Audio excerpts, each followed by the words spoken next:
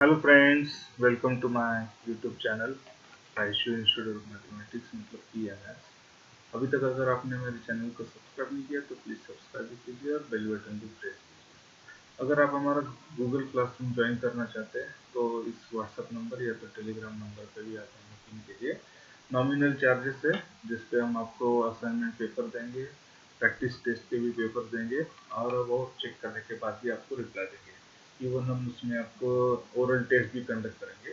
उसका सारा प्रोसीजर आपको बताया जाएगा। हम देख रहे हैं महाराष्ट्र स्टेट बोर्ड्स का डिस्काउंट एंड कमीशन, ये टॉपिक देख रहे हैं।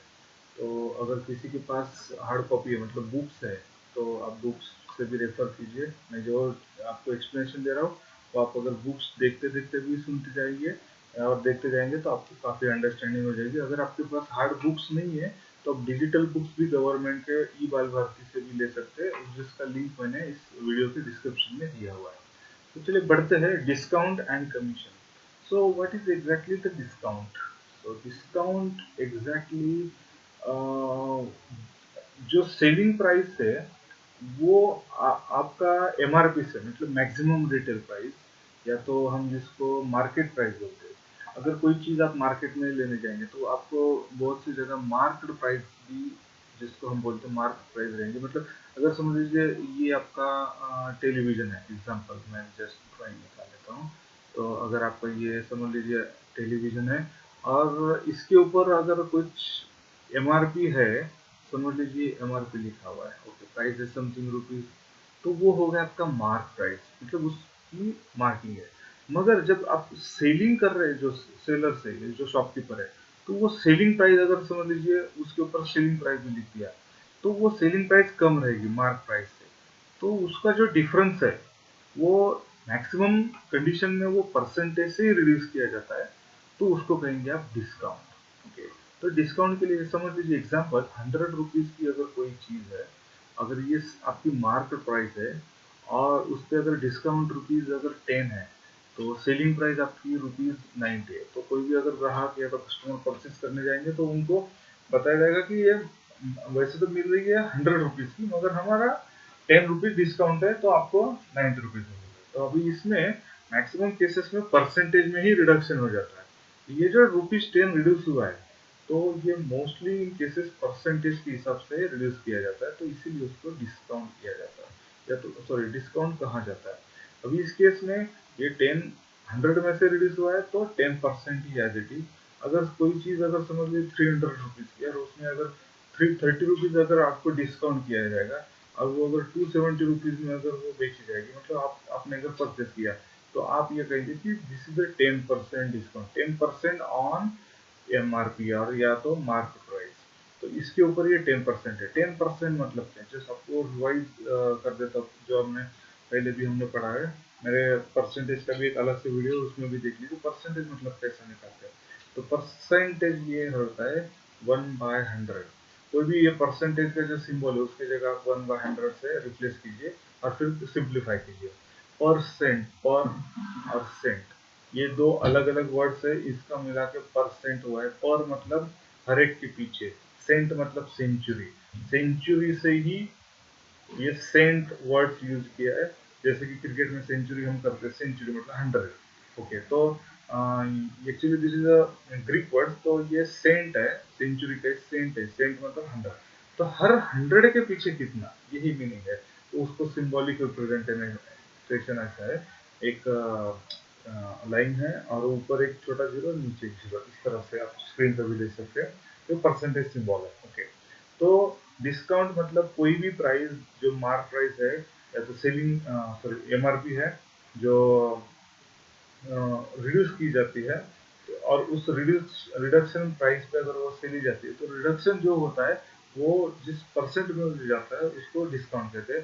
कुछ केसेस में जरूरी नहीं कि परसेंट पे ही रहता है, डायरेक्टली आप रिडक्शन रुपीज में भी होगी। जैसे इस केस में अगर हम कंसिडर करेंगे कि 300 रुपीज में से 30 रुपीज डिस्काउंट है, तो इसमें वो कह सकते हैं कि flat rupees discount, flat 30 rupees discount, ऐसा भी कह सकते हैं। तो रुपीज में भी हो सकता है या तो परसेंटेज में हो सकता है, मगर मैक्सिमम केसेस परसेंटेज में, so that easily get calculated, क्योंकि उसके बाद टैक्सेशन वगैरह भी है इसलिए।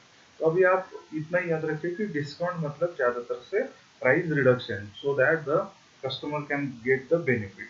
तो ये जो डिस्काउंट रहता है मैक्सिममली प्रॉफिट में से थोड़ा सा शेयरिंग वो करके डिस्काउंट दिया जाता है। मतलब अगर समझ लीजिए कोई अगर शॉपकीपर 300 रुपीज में से उसको 100 रुपीज तो ये प्रॉफिट है। ओके, तो मतलब उसको जो परचेज प्राइस थी वो 200 रुपीज है। अभी वो क्या करेंगे, अगर उनका सेविंग बढ़ाना है तो 100 रुपीज प्रॉफिट है, तो प्रॉफिट में से अगर वो उन्होंने 30 रुपीज आपको और डिस्काउंट दिया, मतलब उनको 70 रुपीज प्रॉफिट मिल जाएगा। और इस प्राइस का 30 रुपीज लेस करके मतलब 270 रुपीज में सेलिंग करेंगे, तो उस चीज में वो प्रॉफिट में से थोड़ा सा शेयरिंग पार्ट निकालेंगे। इसी यही कैलकुलेशन रहता है। मगर कहने के लिए साइड में आपको बोलेंगे कि ये डिस्काउंटेड प्राइस है, तो कैलकुलेशन ऑन डिस्काउंट। तो ये डिस्काउंट की एक डेफिनेशन है। तो डिस्काउंट जनरली क्या होता है कि selling price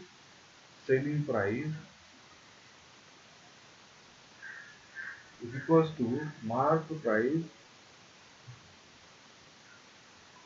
minus discount. It may be in percentage or it may be directly in valuation or in a currency also. ये जनरली क्या होता है कि आप जब डिस्काउंट का परसेंटेज निकालने जाएंगे तो डिस्काउंट जो है वो ज्यादातर से मार्क प्राइस से डिवाइड होता है। मतलब डिस्काउंट आप जो भी डिस्काउंटेड प्राइस है वो अगर निकालेंगे तो मार्क प्राइस से अगर डिवाइड करेंगे तो आपको मिल जाएगा परसेंटेज। मतलब डिस्काउंटेड अगर यहाँ पे समझ लीजिए 30 है, तो 30 डिवाइडेड बाय मार्क प्राइस थी यहाँ पे 300, तो ऑब्वियसली ये क्या हो गया आपका 1/100। तो 1/100 ये हो गया आपका डिस्काउंटेड, मतलब ये होगा परसेंटेज। तो इस हिसाब से आपका ये मिल जाएगा। ओके, तो ये हो गया डिस्काउंट। उसके ऊपर कुछ एग्जांपल भी अपने बुक्स में दिए हुए हैं। कुछ एग्जांपल्स हम लेंगे कि after giving a discount of 20 rupees a sari is sold for rupees 112। After getting a discount of 20% sold, मतलब जो सेलिंग प्राइस है rupees 1120। So find the mark price. Mark price पूछा गया है, तो मार्क प्राइस हम कैसे निकालते हैं?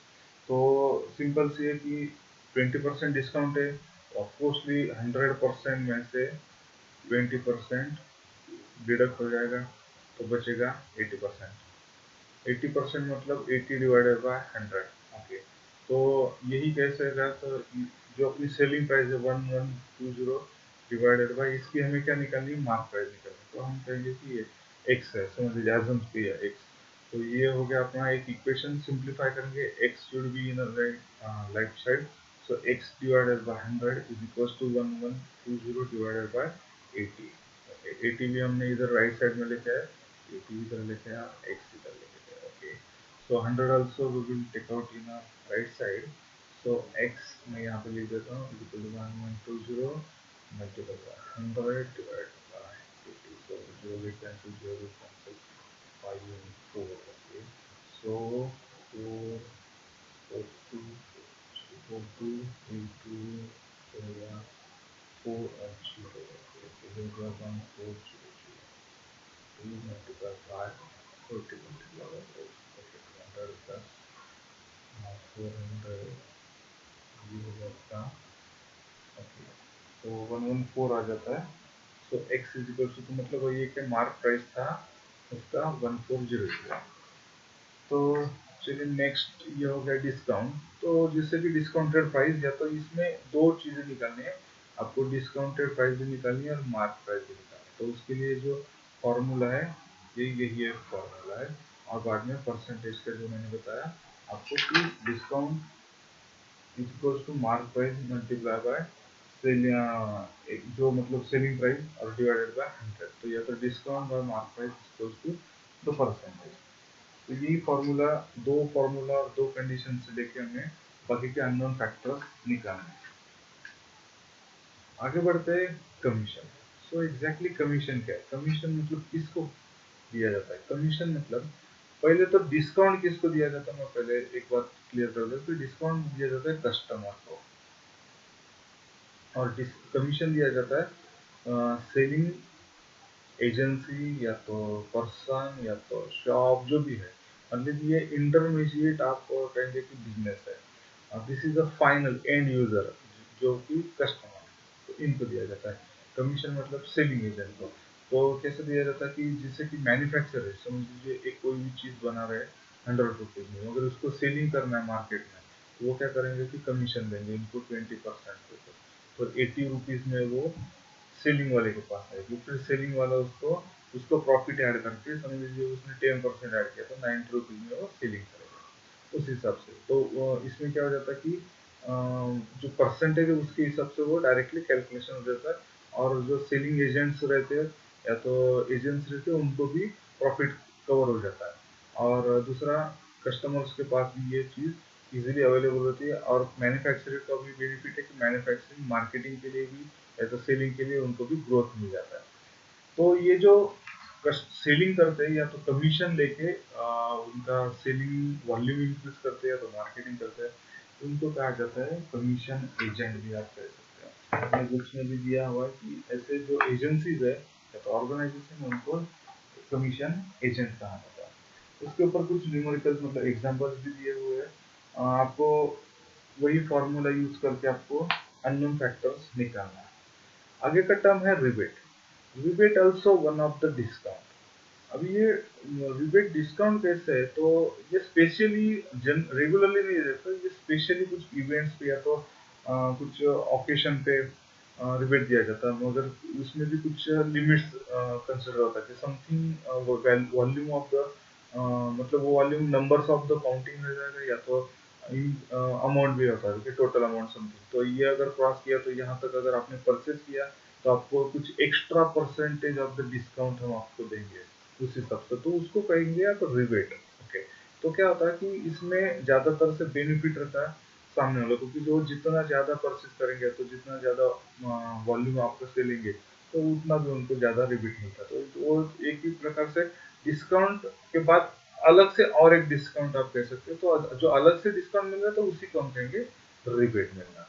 ओके, तो जनरली ये जो प्राइवेट ऑर्गेनाइजेशन रहते हैं वो दे सकते हैं, या तो गवर्नमेंट के कुछ एजेंसीज है जो मैन्युफैक्चरिंग करते हैं, जैसे कि खादी ग्राम उद्योग हो गया, या तो हैंडलूम शॉप्स हो गए जो गवर्नमेंट्स के अंडर रन होते हैं, तो वो इस हिसाब से कुछ स्कीम्स या तो डिस्काउंट्स सामने वाले को मतलब जो कस्टमर्स है उनको देते हैं, तो उसको कहते हैं रिबेट्स। ओके, तो ये जो तीन पार्ट थे इस चैप्टर्स में मेन थे।